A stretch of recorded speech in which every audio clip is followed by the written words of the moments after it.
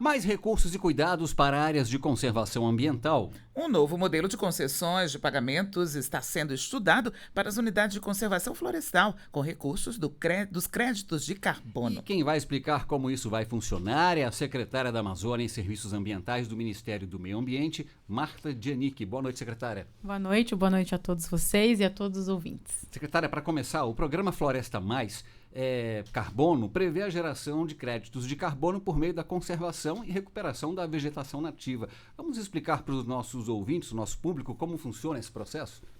O Floresta Mais Carbono, na verdade, ele é parte de um programa muito mais abrangente que a gente chama de Programa Guarda-Chuva, que é o Programa Floresta Mais. Dentro desse programa Floresta Mais, a gente tem as modalidades, e Floresta Mais Carbono é uma dessas modalidades. O Floresta Mais, o programa Floresta Mais no geral, ele veio para trazer o fomento aos serviços ambientais, para remunerar, fomentar, valorizar, promover as atividades de serviços ambientais. O que são essas atividades?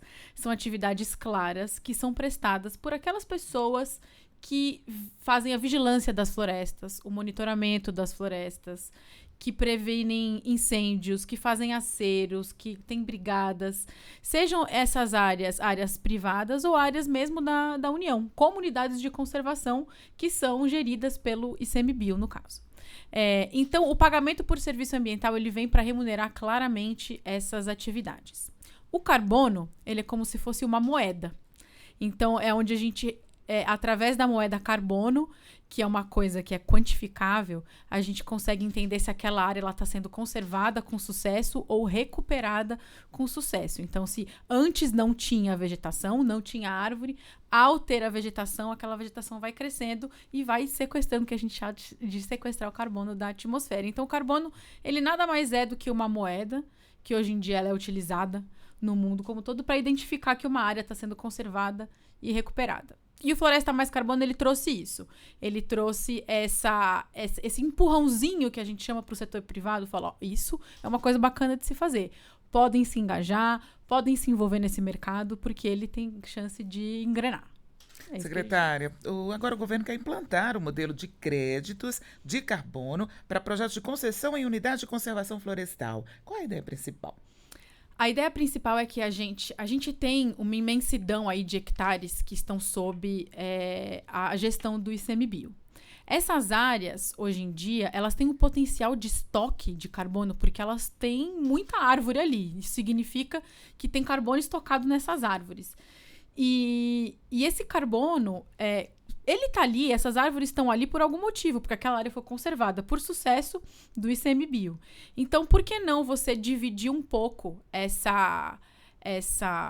esse fardo de fazer essa gestão dessas áreas com o setor privado, que pode reverter esse carbono em algo que seja monetizável? As pessoas podem pagar por isso, né? As empresas que desejam compensar suas emissões de carbono, que estão fazendo uma transição aí dos seus processos, querem emitir menos gases de efeito estufa, chega uma hora que elas fazem as transformações que elas precisam, mas ainda tem uma gordurinha que elas não conseguem eliminar. É aí que entra o crédito de carbono. Então, essas áreas hoje do ICMBio e do Ministério do Meio Ambiente, elas podem servir para o setor privado, elas podem ser concessionadas. Existem esquemas de concessão hoje que são muito famosos, né, no governo federal e tem muito sucesso, como o esquema das concessões que a gente vê no Ministério da Infraestrutura. É a mesma lógica. Você concede a área para o setor privado paga uma outorga e ele reverte o lucro dele em crédito de carbono que ele vai vender no mercado. Tá certo, então a gente pode dizer que é um mercado aí lucrativo para os investidores do Brasil e tanto internacionais? Sem dúvida nenhuma.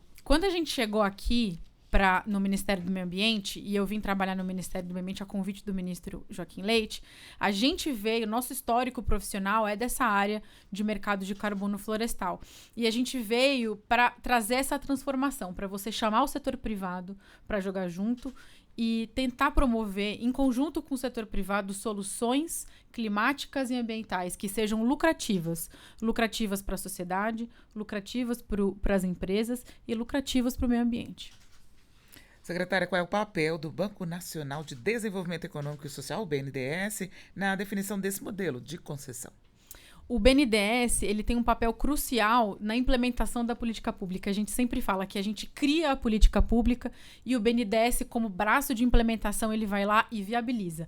Viabiliza com recurso, com articulação com o setor privado, e para a gente viabilizar essas concessões, eles são nossos parceiros para traçar os estudos de modelagem jurídica e modelagem de viabilidade econômica que a gente vai precisar para completar aí o final do processo de concessão. Tem prazo para isso, secretário?